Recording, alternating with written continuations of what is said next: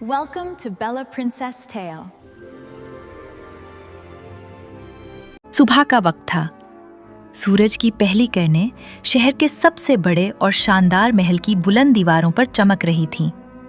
महल देखने वालों को किसी जन्नत से कम नहीं लगता था। हर तरफ रंग बिरंगे फूल खुले रहते, फवारों से साफ पानी की बूंदें हवा में मोतियों की तरह चमकती थीं, और महल के अंदर हर चीज अपनी जगह पर इतनी खूबसूरती से सजी होती कि देखने वाला हैरान रह जाता। इस महल में सिर्फ दो लोग रहते थे, बादशाह महरोश और उनकी बेगम मलका नूर। बादशाह महरोश अपनी इंसाफ पसंदी और नरमी की वजह से पूरी सल्तनत में मशहूर थे। मलका नूर भी दिल की इंतहाई अच्छी और रहमदिल औरत थी। दोनों के पास दौलत की कोई कमी नहीं थी। उनके खजाने हीरों, मोतियों और सोने से भरे हुए थे। महल में हर ऐशो आराम की चीज मौजूद थी, लेकिन इतनी शान और शौकत के बावजूद उनके दिल में एक कमी हमेशा रहती थी। अल्लाह ने उन्हें कोई औलाद नहीं दी थी।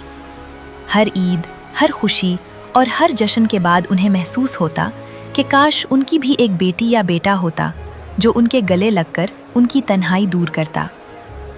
महल में काम करने वालों में एक औरत थी जिसका नाम सूफिया था। सूफिया बहुत गरीब थी, लेकिन उसका दिल बहुत अमीर था।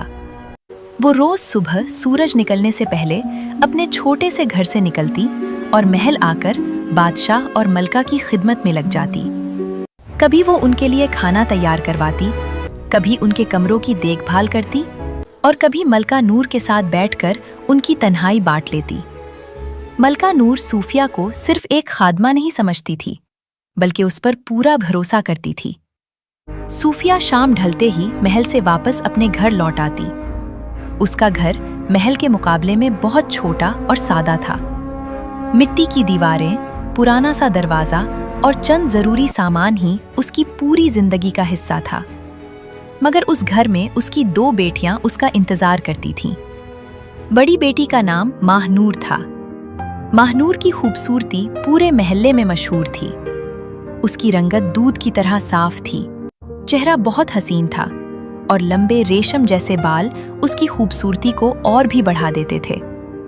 लेकिन उसका दिल उसके चेहरे जितना खूबसूरत नहीं था। वो बहुत मगरूर, बदतमीज और खुदगर्ज थी। उसे सिर्फ अपनी खूबसूरती और अपनी ख्वाहिशों की फिक्र रहती थी। अगर कोई उसकी तारीफ करता तो वो और ज्यादा तकब्बुर में आ जाती। दूसरी तरफ छोटी बेटी नबीहा बिल्कुल मुख्तलिफ थी।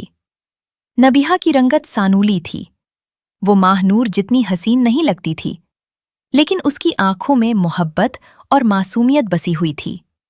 वो हर वक्त अपनी माँ का हाथ बटाती, घर के काम करती और महल्ले के गरीब लोगों की मदद करती। अगर किसी के घर में खाना न होता तो नबीहा अपना हिस्सा भी उसे दे देती।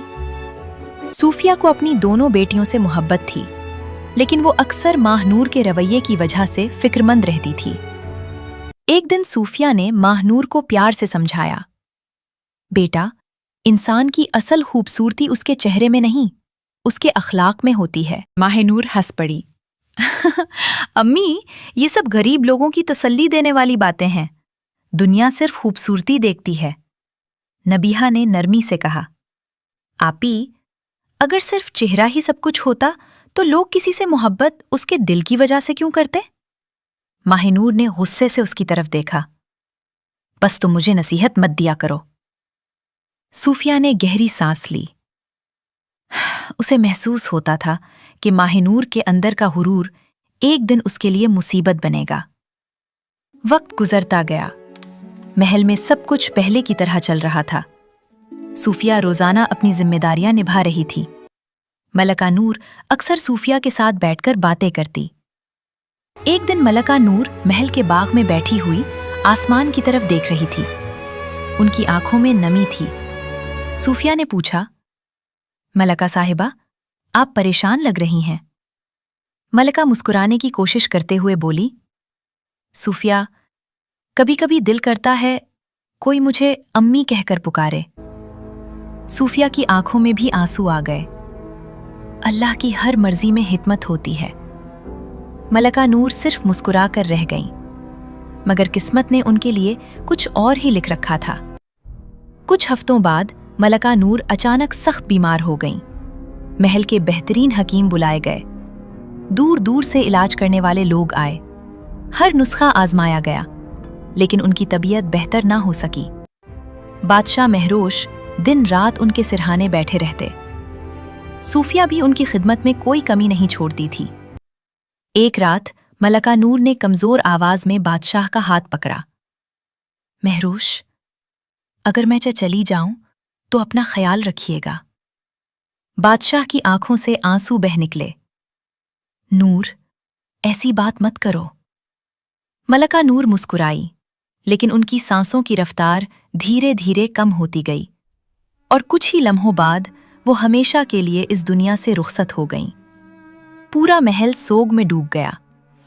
बादशाह महरोश की दुनिया जैसे एक पल में उजड़ गई। वो किसी से बात नहीं करते थे, न खाना खाते, न बाहर निकलते। हर वक्त मलका नूर की यादों में खोए रहते। सूफिया दिन रात उनकी देखभाल करती। वो उन्हें दवा देती, खाना खिलाने की कोशिश करती और हर वक्त उनका हौसला बढ़ाती।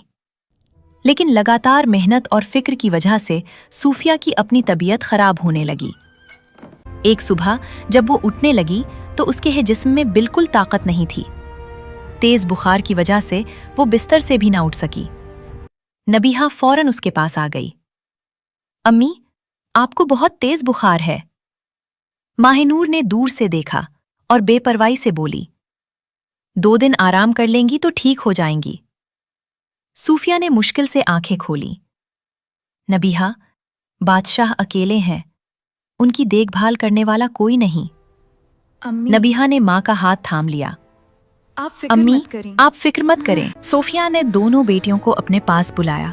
उसकी सांसें तेज चल रही थीं और बुखार की वजह से उसका चेहरा पीला पड़ चुका था। माहनूर, नबीहा, तुम दोनों में से किसी एक को मेरी जगह महल जाना होगा। बादशाह उस वक्त बिल्कुल तन्हा है। मलका नूर के बाद उनका ख्याल रखने वाला कोई नहीं। माहनूर ने फौरन अपनी नजरें फेर ली। अम्मी, माफ कीजिए, लेकिन मैं किसी की खिदमत नहीं कर सकती। मुझे बीमार लोगों के पास रहना बिल्कुल पसंद नहीं। सोफिया ने उदासी से उसकी तरफ देखा। बेटा, कभी कभी इंसानियत अपनी खुशी से पहले आती है। माहनूर ने कंधे उचुका दिए। मुझे जो ठीक लगा मैंने वही कहा। नबीहा ने फौरन माँ का हाथ पकड़ लिया। अम्मी, आप बिल्कुल फिक्र मत करें। मैं कल सुबह ही महल चली जाऊंगी। जब तक आप ठीक नहीं हो जाती, मैं बादशाह की पूरी देखभाल करूंगी। सूफिया की आंखों में आंसू आ गए। उसने नबीहा के सर पर प्यार से हाथ फेरा। अल्लाह तुम्हें हमेशा खुश रखे मेरी बेटी। अगली सुबह नबीहा साफ सुथरे लेकिन सादे कपड़े पहनकर महल की तरफ रवाना हो गई। महल के दरवाजे पर सिपाहियों ने उसे पहचान लिया क्योंकि वो सूफिया की बेटी थी। वो उसे अदब के साथ अंदर ले गए। महल पहले की तरह खूबसूरत था, लेकिन उसमें पहले जैसी रौनक नहीं थी। हर तरफ खामोशी छाई हुई थी। मलका नूर के इंतकाल के बाद जैसे महल की हर दीवार गम में डूब गई थी। नबीहा धीरे धीरे बादशाह महरोश के कमरे तक पहुंची। बादशाह खिड़की के पास बैठे आसमान की तरफ देख रहे थे। उनकी दाढ़ी बढ़ चुकी थी और चेहरे पर बेपनाह उदासी थी। नबीहा ने अदब से झुककर कहा, अस्सलामु अलैकुम बादशाह सलामत। बादशाह ने धीरे से उसकी तरफ देखा। वालेकुम अस्सलाम। तुम सूफिया की बेटी हो ना? जी बादशाह सलामत। अम्मी बहुत बीमार हैं। उन्होंने मुझे आपकी खिदमत के लिए भेजा है। बादशाह कुछ लम्हे उसे देखते रहे। अपनी माँ को कहना उनकी कमी महसूस हो रही है। अल्लाह उन्हें सेहत दे। नबीहा मुस्कुराई। इंशाअल्लाह। उस दिन से नबीहा ने महल की जिम्मेदारियां संभाल लीं। वो सुबह सबसे पहले उठती, बादशाह के कमरे की सफाई करती, उनके लिए नाश्ता तैयार करवाती और वक्त पर दवा देती। अगर बादशाह दवा पीने से इनकार करते तो वो प्यार से कहती, अगर आप सेहतमंद नहीं होंगे तो मलका नूर को भी दुख होगा बादशाह सलामत। ये बात सुनकर बादशाह खामोशी से दवा पी लेते। धीरे धीरे नबीहा सिर्फ एक खादमा नहीं रही, वो बादशाह के दुख को समझने लगी। रोज शाम को वो महल के बाग में उनके साथ बैठती और मलका नूर की अच्छी बातें सुनती। एक दिन बादशाह ने पूछा, नबीहा, तुम कभी थकती नहीं? नबीहा मुस्कुराई। जब काम मोहब्बत से किया जाए तो थकान कम महसूस होती है। बादशाह के चेहरे पर कई दिनों बाद हल्की सी मुस्कुराहट आई। रोजाना नबीहा उन्हें वक्त पर खाना खिलाती। अगर वो खाना छोड़ देते तो वो खुद भी नहीं खाती। बादशाह ने एक दिन हैरानी से पूछा, तुमने खाना क्यों नहीं खाया? नबीहा ने नरमी से जवाब दिया, जब तक आप नहीं खाएंगे मेरा भी दिल नहीं करेगा। बादशाह की आंखें भर आईं। उन्हें पहली बार महसूस हुआ कि कोई सच्चे दिल से उनकी फिक्र करता है। वक्त गुजरता गया। 2 हफ्तों के अंदर अंदर बादशाह की तबीयत पहले से काफी बेहतर होने लगी। उन्होंने महल के बाग में चलना फिरना शुरू कर दिया। हकीम भी हैरान थे कि जिस बादशाह ने उम्मीद छोड़ दी थी वो इतनी जल्दी कैसे संभल गए।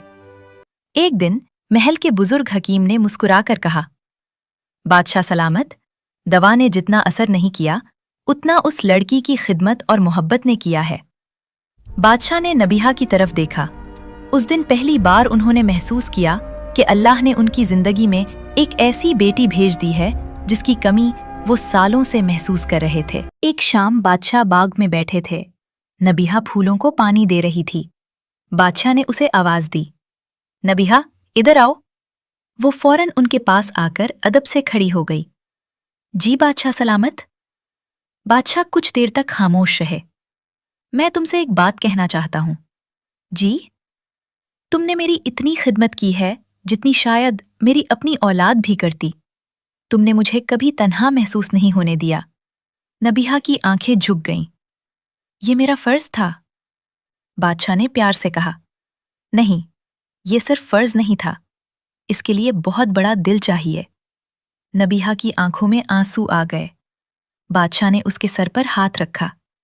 आज से तुम मेरे लिए सिर्फ सूफिया की बेटी नहीं, मेरी बेटी भी हो। ये अल्फाज सुनते ही नबीहा की आंखों से आंसू बह निकले। बादशाह सलामत। बादशाह ने मुस्कुराकर कहा, मुझे अब्बा कहना चाहो तो कह सकती हो। नबीहा रो पड़ी। अल्लाह ने मुझे कभी बाप की मोहब्बत नहीं दी। आज लग रहा है मेरी ये कमी भी पूरी हो गई। बादशाह ने उसे अपने पास बिठा लिया। उस दिन के बाद नबीहा महल में सबकी नजरों में और भी इज्जत वाली हो गई।